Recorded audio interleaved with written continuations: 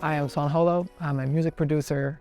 My whole life I've been obsessed with music and specifically making music. I make music to get closer to myself, even though I don't truly understand what that means. Music can express things that words can't. Music can express feelings that words can't ever describe or express. Bigger than the capacity of words. I think music connects us to such a magical, deeper place that it feels so true. My new single is called Don't Look Down. It's a banger. To me, lyrics are very important, even though I spend a lot of time making the music sound right. The drums have to hit hard, the bass has to, connect to your soul. But most importantly, the lyrics are very important to me. So the song is called Don't Look Down.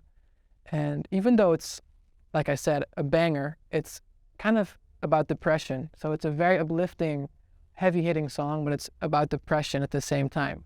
Don't look down. Stars will shine on after they burn out. When all of your doubts turn skies into clouds again, don't look down. Don't give up. Keep your head up. Whenever life gets too loud, there's always a little bit of light inside of you that keeps shining. A lot of stars we look at are already dead. They already burned out, and they still shine because of the distance between the stars and the earth. And I thought that was beautiful. The stars that burn out still shine. And I felt like that was a really good way of saying that even though you're depressed or you're feeling sad or you're feeling down, there's always a little bit of light inside of you that keeps on shining. I think that's the beauty of music. Music always shines on, whether they're alive or not here anymore. They're always kind of here still, I grew up listening to Linkin Park. The influences of like Chester and his vocals and the way he sang. I wanted to be like him growing up. I wanted to look like him. He just inspired me so much. I've been listening to all kinds of music, which sounds like a very cliche answer, but I listen to classical music, electronic music, rock music, the most experimental jazz music. I draw inspirations from all kinds of genres. I've been listening to a song from Maurice Ravel, which is a piano player, a classical composer, and this song is called Pavane pour un enfant défunt. But I can't really pronounce that correctly. But it's a beautiful song. It's one of the most beautiful melodies I've heard in my life. It happens all the time when you hear some song and you're like, that's genius. I think it was Californication from the Chili Peppers. My dad used to play it on the car radio all the time. And I remember that song. I didn't understand the words. I didn't understand what it was about, but I felt the music deeply in my heart. It's not that I wanted to write that song, but it might inspire me to write something that gives me a similar feeling. But if I would have to describe that feeling of hearing something that you love, it'd be connecting to yourself in a very pure way without any distraction. It just felt real.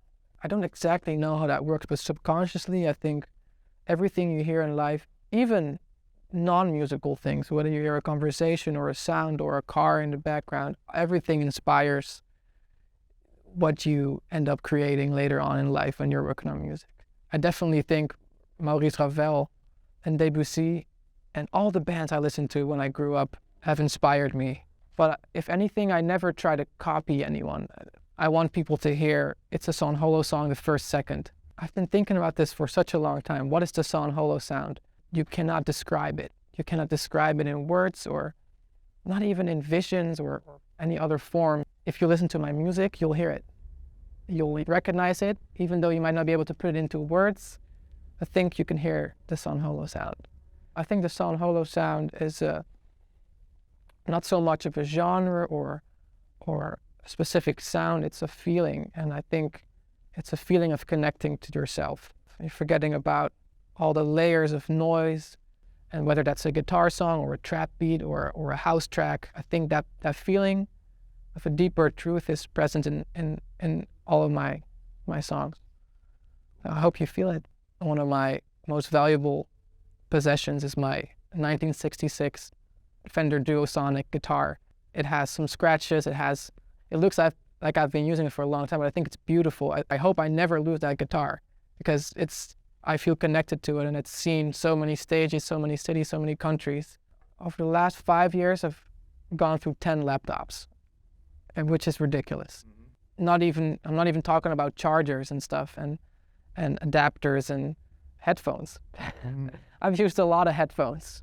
You know how it goes, you throw them away. I think it's become part of our consumer society. Just, whenever something breaks, you get a new one. I should be feeling guilty, of course. I most of the time just feel mad at the manufacturer. Like, why can't you make something that lasts for a year? Your mission is to give people headphones that last forever, right? I think that's beautiful. Because if you think of it, your headphones are like everywhere with you. I don't think I can live without music. I think music for me is the only true way of expressing myself and finding myself. It connects us to ourselves, but also to each other. And I think that's beautiful. If fans or listeners, I'd like to say, love it, it feels like they understand me, and that's beautiful. It's a beautiful connection.